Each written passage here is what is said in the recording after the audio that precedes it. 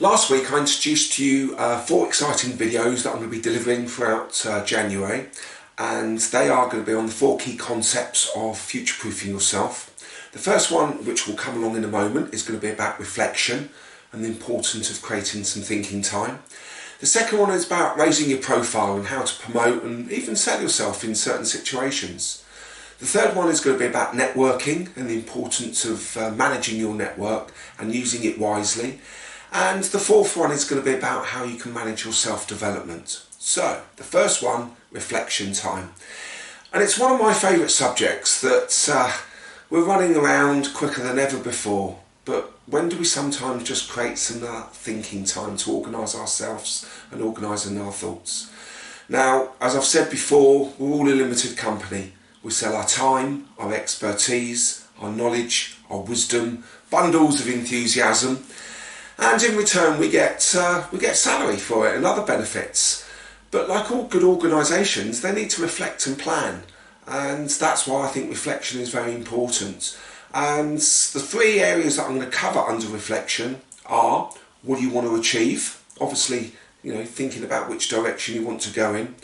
The next one is thinking about which way and which direction your market is going, or perhaps the company that you're working for. How's that going to be changing and developing in the next few years? And the third one is about the good old annual appraisal, or PDR, Performance Development Review, that a lot of businesses still do, but a lot of people sort of feel a bit like that towards them. Oh, do I have to?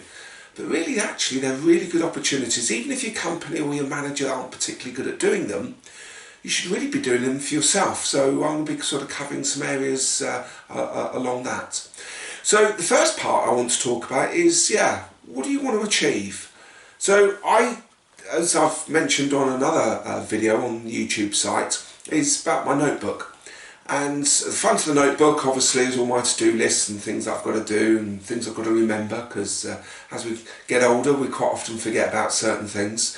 But at the back of the notebook, that's really important to have certain pages for personal goal setting, key ideas, big ideas, key projects that I'm working on, people I need to network with, just some reflection pages. So I create time to turn the phone off, put the laptop down, and go and have a cup of tea or a cup of coffee with myself and just create some thinking time. So I'm going to be hitting you with a lot of questions over this video, and for you just to reflect and think about. And obviously the first one is, well, who's responsible for your personal development? Well, naturally it's yourself, but how much time do you give it? As we've said on other videos, we may spend time going to the gym, watching what we eat, using financial advisors, having a bit of a clean out the house. But when was the last time you actually sat down and thought, well, what skills do I need? Well, first of all, what skills am I good at? What things am I really good at? What are my key qualities? But then starting to think about, well, what skills will I need for the future? And what knowledge, what experiences will I need? And that's a really good place to start in thinking about what do I want to achieve. Plus also a bit of personal goal setting. What are the things that I want to do outside of work and inside of work? What are my passions? Which direction I want to go in? So perhaps we need to spend some time reflecting. Well, are there other people that I need to go and talk to? Are there people that perhaps have a different take on the world and how the markets are going? So who can I go and talk to there? So spending some time really thinking about where you want to be. Now, in the past, we've perhaps been hit with questions such as, where do you see yourself in the next 10 years or the next 5 years? How do you see your career panning out?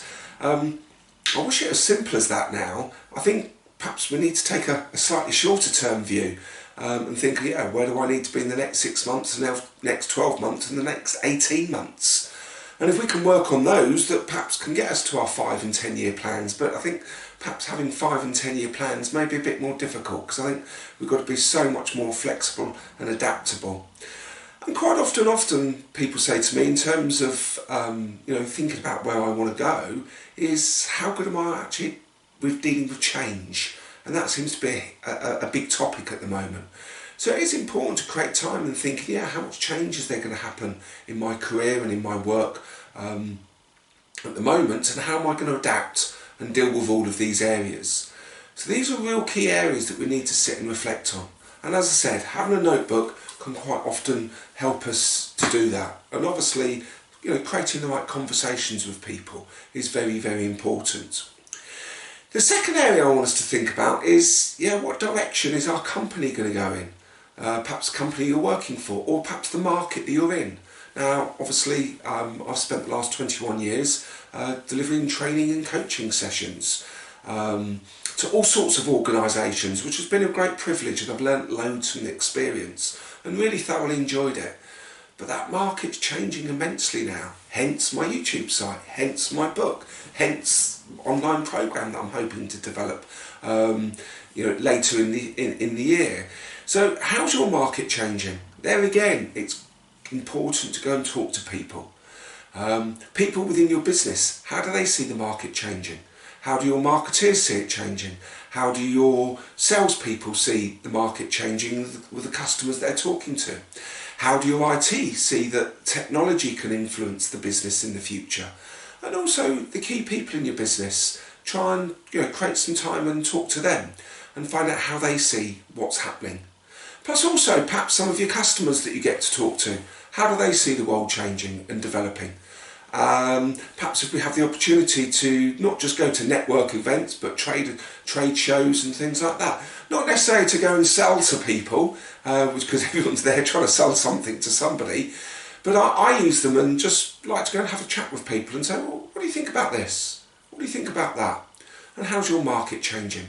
As I've said on other videos, when we've done the video about Kodak and Yellow Pages and HMV and how farmers and their tractors have changed with technology, how different information technologies are changing in all sorts of organisations. How's that adapting to us? And we don't necessarily need to know how it works, but we do need to know how to apply it, and that's quite important. Artificial intelligence in companies such as accountancy companies I was working with the other day, and they were talking a lot about that and how some of their processes are changing. So that's the second area that we do need to think about. How is our company market changing? The third area that I just want to talk about is the good old annual appraisal or performance development review. Some companies are doing away with them, which I think is a bit of a shame because they're not very good at replacing it with anything, and it would be great if they did more ongoing coaching with managers, but it doesn't always happen.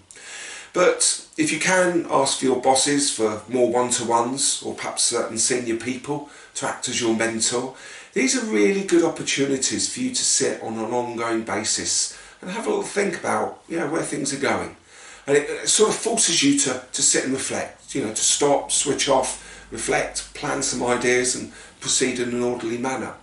So if your company is good at doing appraisals, PDRs, coaching and mentoring, make the most of it. Put your hand up and say, I want to get involved, because it's for your benefit, no one else's. Secondly, if your company isn't very good at it, and there's lots of companies that aren't particularly good and lots of managers that aren't particularly good at doing appraisals and PDRs, well, get the documentation out and create your own. I know it sounds a bit corny, but this is what I do on a regular basis. Once or twice a year, I think, at least twice a year, I think you should do this. And perhaps I would encourage you to do it once a quarter or once every three to 4 months. Just to sit down, get your documentation out that the company produces, competencies, scoring matrices and things like that.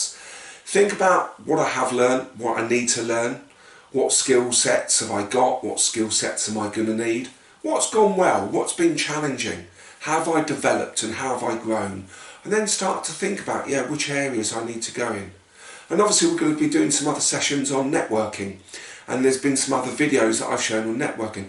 And on your PDRs and appraisals, this is an area that very rarely goes on there in terms of sort of development objectives. How does your business work? How do the commercials work? How do your clients work? It's all this free learning and information that we can benefit from.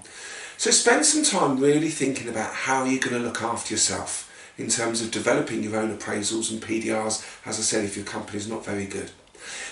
If you need to go and talk to certain people about a bit of mentoring, it's a really good idea.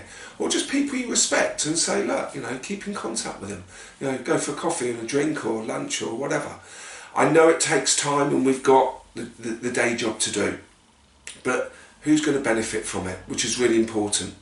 I did see someone the other day who said to me, yeah, but I'm so busy and I'm doing this, I'm doing that. And to be fair, they didn't look the best of shape. And I said, yeah, but in 5 years' time, when you're burnt out, will that company really sort of care so much about you, or do you perhaps need to look after yourself now?